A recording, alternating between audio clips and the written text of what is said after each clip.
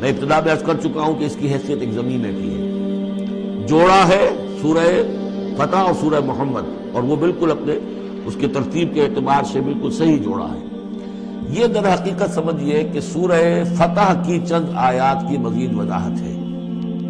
مثلا سورہ فتح میں ہم نے یہ پڑھا تھا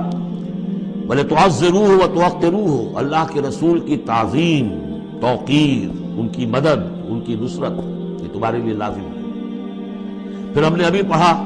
اہل ایمان کے لیے تمہیں رحم دل ہونا چاہیے، اہل ایمان کے لیے تمہارا طرز عمل جو ہے وہ بہت ہمدردانہ، نیک، بھلائی کا، خیر خواہانہ ہونا چاہیے۔ یہ ساری چیزیں جو ہیں اس میں اب سامنے آ رہی ہیں۔ اور دوسرے یہ کہ یہ جو اب دین کے غلبے کی جد و جہد ہے، اس کے لیے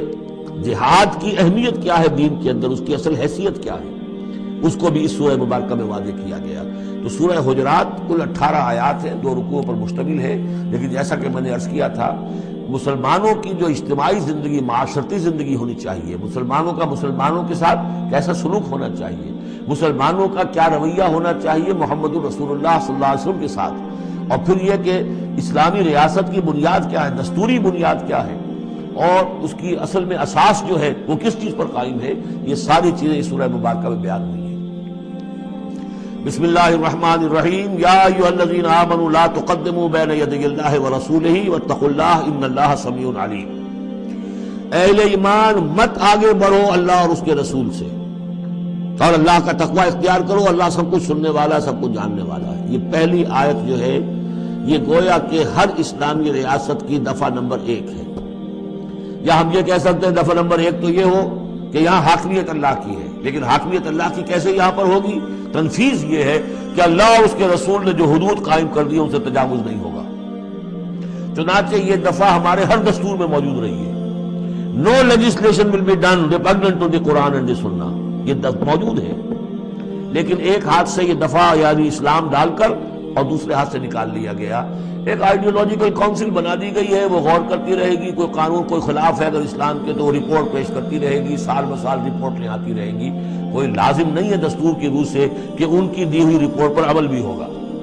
لہذا وہ الماریوں پر الماریاں بھرتی رہی۔ کام ہوا ہے، محنتیں ہوئی ہیں، کوششیں ہوئی ہیں، ان میں ایک بڑی اچھی محنت ہوئی تھی جو اقتصادیات کے بارے میں ہوئی تھی کہ سود کے بغیر کیسی بینکنگ کا نظام قائم کیا جائے، اس میں بڑی محنت ہوئی ہے، لیکن دستور میں کوئی گارنٹی نہیں ہے کہ اس آئیڈیولوجیکل کونسل کی کوئی سفارشات لازماً وہ ان کی تنفیذ بھی ہوگی۔ تو معلوم ہوا کہ وہ بس ایک ایکسرسائز ان فیوٹیلیٹی ہے اکثر و بیشتر۔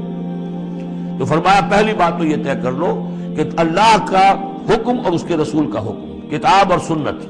نو legislation can be done here repugnant to the book of Allah Quran and the Sunnah of the profit صلی اللہ علیہ وسلم۔ یہ ہے اصل الاصول، یہ ہے دفعہ، کہ اس دفعہ سے اب یہ ریاست اسلامی بن گئی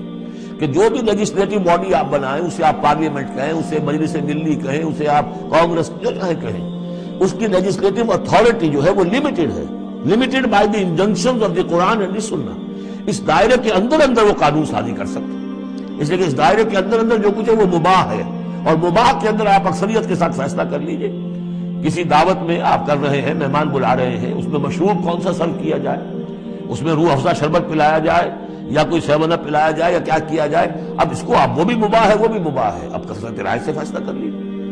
لیکن کثرت رائے کیا 100% رائے بھی اللہ کے کسی حکم میں ترمیم نہیں کر سکتی، وہ تو دائرہ ہے، اس دائرے کے اندر رہنا ہے، جس کو کہ ایک حدیث سے حضور نے بہت عمدگی سے واضح کیا ہے۔ آپ نے فرمایا مثل المؤمن کا مثل الفرس فی عقیتہ، مومن کی مثال ایسی ہے جیسے کہ گھوڑا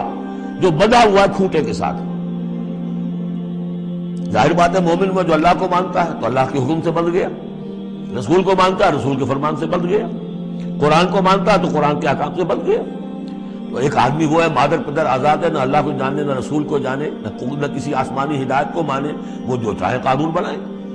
وہ سوڈمی کو بھی جائز قرار دے دیں، ہومو سیکشولیٹی کو بھی جائز قرار دے دیں، 2 مردوں کی شادی کو جائز قرار دے دیں، لیگل سٹیٹس دے دیں، ان کی مرضی ہے جو چاہے کریں،